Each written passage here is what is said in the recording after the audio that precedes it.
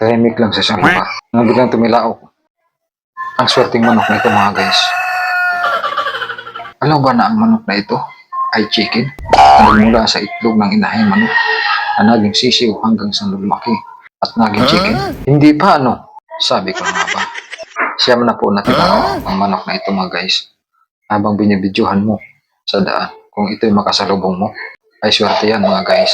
Pag may nasalubong kayong manok matandang katulad nito sa inyong dinadaanan mga guys, ay videohan nyo mga guys. Kailangan makatilaok siya ng siyam na po para ang swerte ay mapapasa inyo mga guys. Bilangan nyo mga guys ang tilaok ng manok matandang na nakasalubong ninyo sa daan. Pag nagawa ninyo yan mga guys, bubuhay na sin kayo mga guys.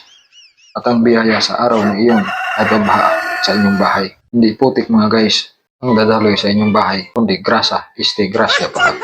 Sorry mga guys, tao lang nagkakamali. So, ayun nga mga guys, ang manok na ito ay isang lucky charm at walang duda. Sa itong klaseng manok, ang manok na ito ay isang Rudy Bar chicken na nangitulang kulay brown. Diba guys? Swerte yan. For good vibes only.